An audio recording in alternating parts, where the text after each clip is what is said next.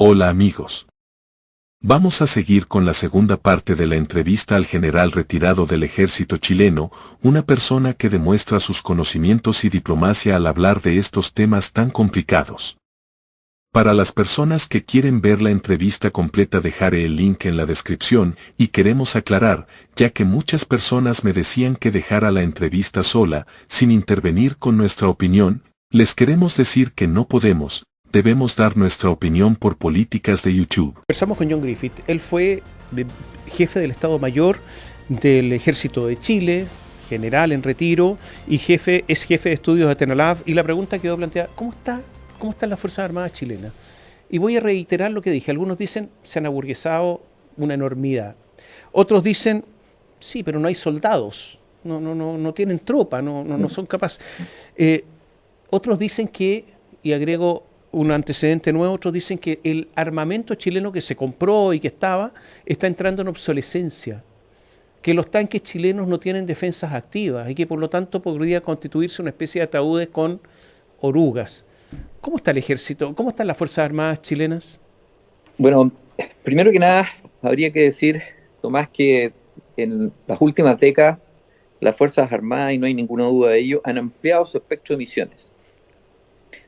Han ampliado su espectro de misiones porque han tenido que intervenir durante un par de décadas atrás con bastante intensidad en las operaciones de paz. Para un país pequeño como el nuestro, recordemos que nuestra fuerza total de las Fuerzas Armadas son 68.500 hombres aproximadamente, lo que nos da un radio de 0.34% si uno lo compara con el total de la población.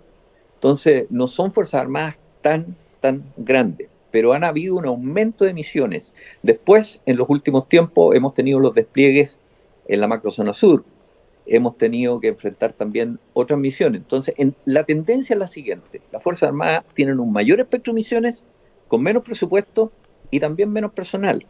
Eso es cierto. Ahora, en el personal, ¿qué es lo que más ha disminuido? Más que la disminución de personal de planta, que es contratado, que hace carrera profesional, lo que ha afectado en particular al ejército, en mi modesta opinión, es la falta de disponibilidad de soldados conscriptos, que de las tres instituciones es la que recibe la mayor cantidad de soldados anualmente. Entonces, lo que hay que hacer allí es, evidentemente, ante esta realidad, es desarrollar una estrategia para que no se vea afectada la fuerza. El 20% menos la paramilitar tiene que ver hoy día un poco con eso, con el despliegue de la fuerza en otras zonas del país, en el control de frontera, en la macrozona sur, etc. Ahora, en lo que sí creo que las Fuerzas Armadas están bien es en su nivel de entrenamiento. Yo creo que esa crítica es un poco injusta porque cuando uno ve los niveles de entrenamiento que tiene Chile, en particular con las tres fuerzas, el Ejército, la Marina y la Fuerza Aérea, a nivel internacional, los desempeños son excelentes, digamos, además han sido destacados por autoridades internacionales, tanto la mayor cantidad de ejercicios como el último que se acaba de hacer, por ejemplo, en materia naval en la UNITAS. Ahora, nuestras plataformas, y ahí hay un punto, nuestras plataformas de armas, en particular en el ejército, la fuerza acorazada, la fuerza blindada, requiere permanentemente de mantenimiento y de upgrade.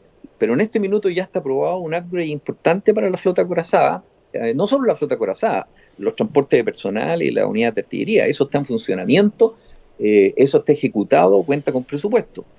Efectivamente no tienen defensa activa, yo no sé si la irán a adquirir o no, pero al final del día lo que hay que tener es una fuerza muy bien equipada, con mucha tecnología y mucho entrenamiento. Y yo creo que eso es algo que se ha mantenido con las limitaciones que impone una situación en el país que ha obligado a un sobredespliegue de la fuerza.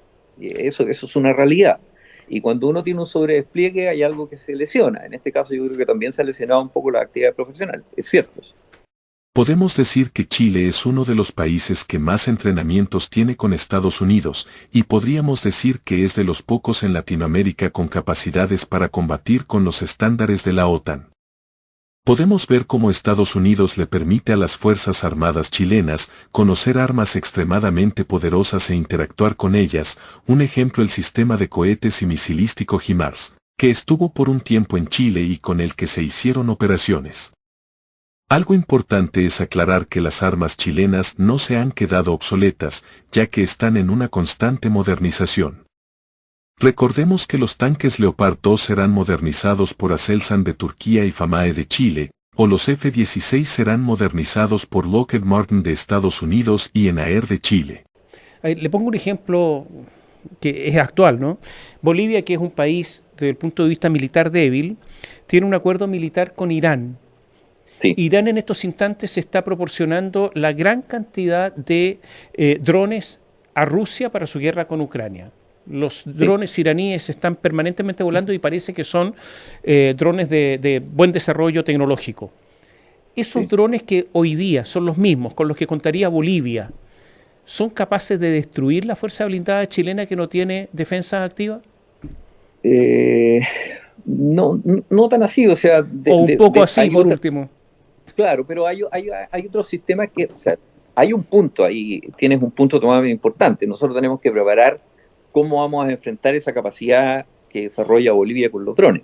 Ahora, es cierto que Irán firmó un acuerdo el año 2023, ministro de Defensa con ministro de Defensa, y fundamentalmente orientado a unidades de vigilancia, drones y cohetería.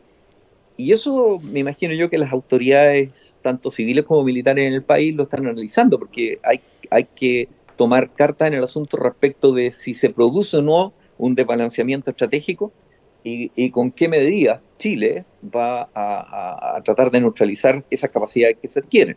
Eso es algo que toma tiempo, no es tan fácil tampoco que ellos adquieran la capacidad.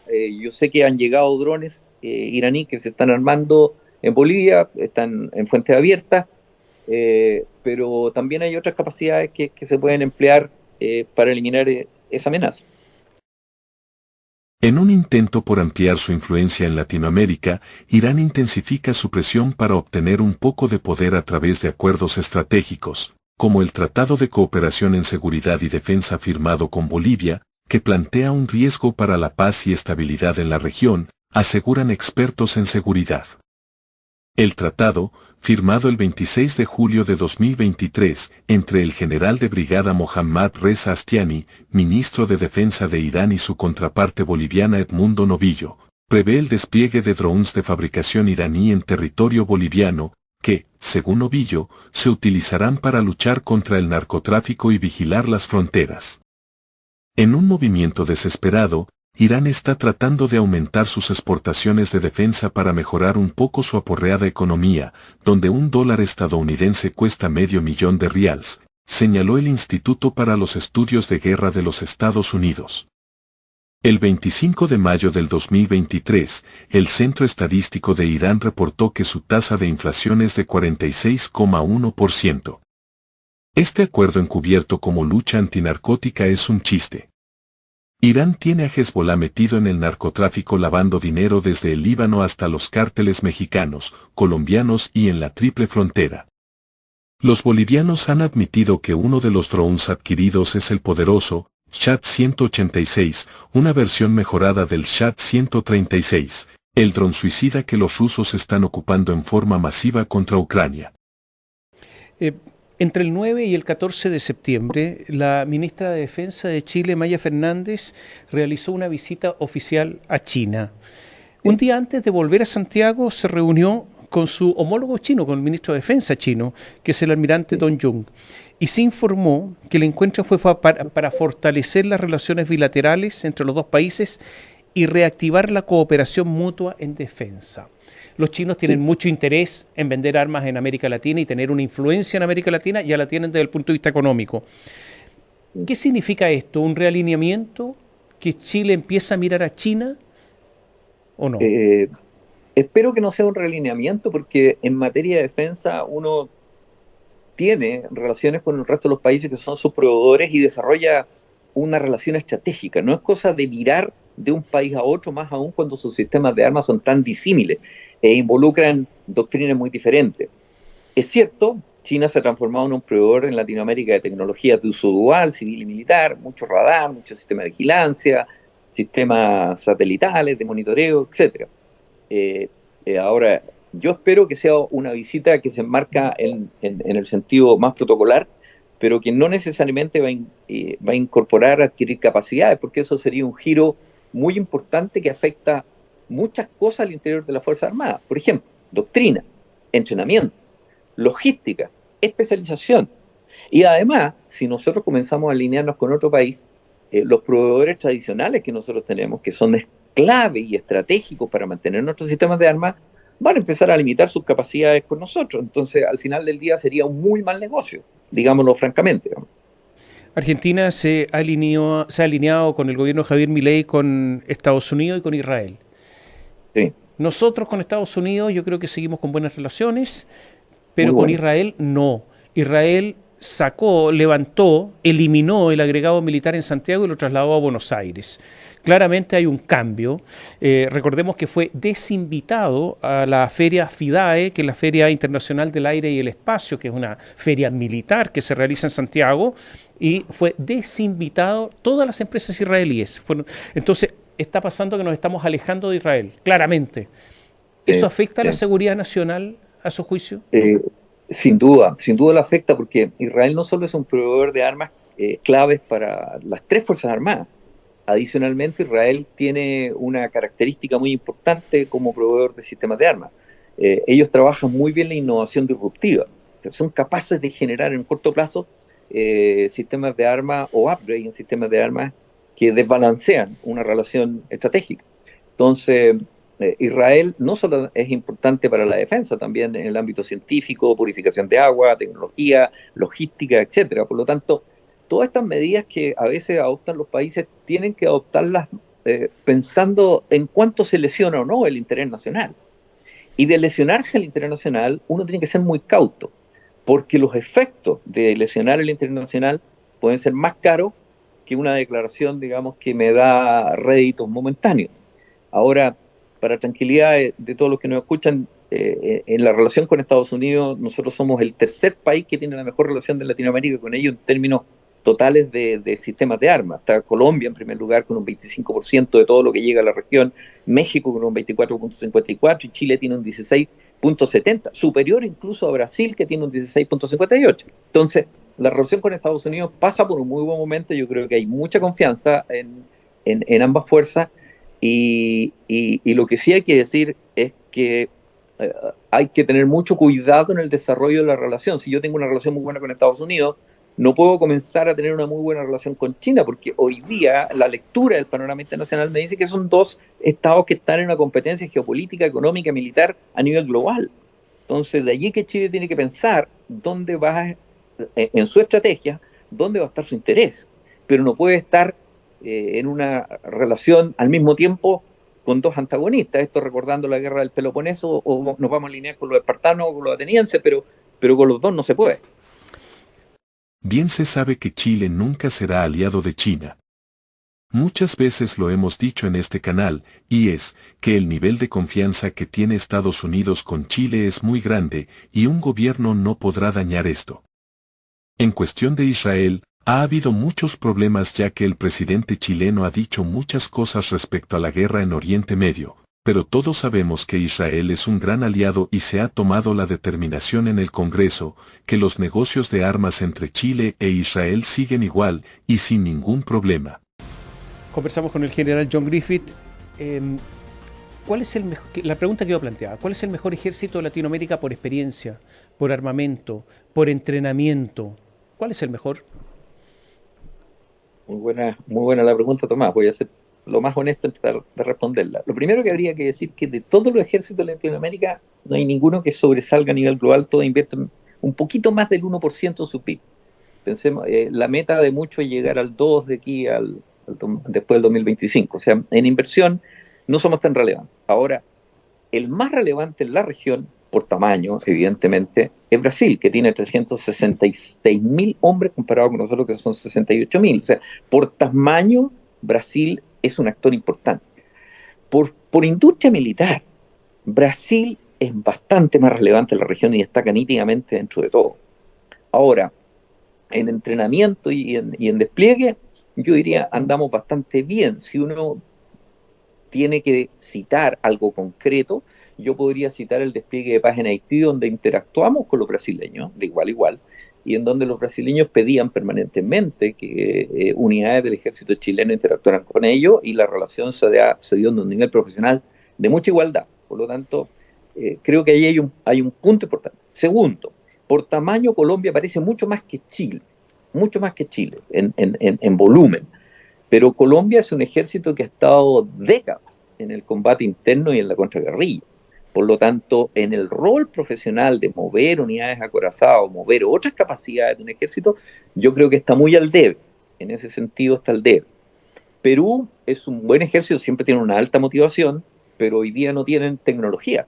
Su flota acorazada, su flota blindada, es la misma que adquirió Juan Velasco Alvarado de la década del 60, el 68, el 69, cuando llegaron los primeros tanques T-54 y T-55 en materia de unidades de infantería, en lo que está un poquito mejor en artillería, pero yo diría que en términos concretos en tecnología tienen un punto importante. El ejército de Chile se viene siendo un ejército mucho más pequeño, pero tiene, a nivel tecnológico, un nivel que yo diría que es de los mejores de la región. No estoy siendo chauvinista, eso hay que cuidarlo. ¿Y cómo se cuida? Con una preparación profesional permanente, con capacitar lo mejor posible a nuestras Fuerzas Armadas para el conflicto que viene, con cuidar los ingresos a las instituciones, con retener el talento. Las personas más capacitadas hay que mantenerlas en la fuerza. Tenemos gente muy capaz, hay que evitar la fuga de talento. El comandante en jefe australiano me decía en un seminario que su principal preocupación hoy día es captar, entrenar y retener el talento. Yo creo que eso se tiene que transformar en la Fuerza Armada chilena también en un hecho muy concreto. Entonces, yo creo que nosotros estamos en un muy buen nivel hoy día, en buen nivel, puede ser mucho mejor, estoy consciente, tenemos también problemas, es cierto, pero estamos, yo diría, en capacidad de cumplir cualquier despliegue internacional en igualdad de condiciones y también de cumplir las misiones internas que el país requiera. Ahora, uno siempre quisiera que esto fuera mejor y más importante. General, mirando los ejércitos latinoamericanos, ¿qué lecciones pueden adquirir, tomar de la guerra entre Ucrania y Rusia? Muy buena pregunta, muy buena pregunta. Yo creo que esa es una guerra que a nosotros nos ha enseñado varias cosas. Primero, a nivel nacional hay que tener una cierta capacidad de resiliencia como sociedad. Segundo, los ejércitos tienen que tener gente educada con mucha flexibilidad y adaptabilidad. Tercero, los procesos de educación militar tienen que ser lo mejor que pueda tener Chile. Allí hay que generar mucha capacidad en ese aspecto para incluir aspectos tecnológicos o modificar la tecnología en beneficio nuestro, en donde la innovación es algo tremendamente importante, la innovación y la adaptabilidad. Nos enseña que también como país tenemos que tener una cierta capacidad autónoma. Chile tiene que tener, a modo de ejemplo, una capacidad autónoma en munición. FAMADE tiene fábricas de munición. Eso es de tal relevancia que aunque estemos a pérdida no podemos desmontarlo, no podemos desprendernos de esa capacidad. Eso es lo que hace la diferencia en caso de conflicto o de guerra. Ya vemos hoy día cómo el principal problema de Ucrania y también de Rusia es la munición. Lo que vemos también es que este es un conflicto que no solo se está peleando en 3 dimensiones, lo terrestre, lo naval, por muy pequeño que sea, o lo aéreo, ha sido un conflicto mucho más terrestre, pero también en la dimensión del ciberespacio, en la dimensión espacial. Entonces la pregunta es, ¿nosotros cómo vamos a incorporar esas nuevas 2 dimensiones en capacidades estratégicas para tener las mejores Fuerzas Armadas que el país se merece? Creo que eso también es algo que está en discusión y que tenemos que observar como una lección observada y no aprendida, porque para mí la lección es observada y es aprendida cuando ya está en la doctrina. Yo creo que como lección observada, sí. Yo creo que allí hay al menos las que se me vienen a la mente en forma más clara. Los verdaderos expertos en el ámbito militar colocan a Chile como el segundo ejército más poderoso de toda Latinoamérica, gracias a su tecnología y gran entrenamiento.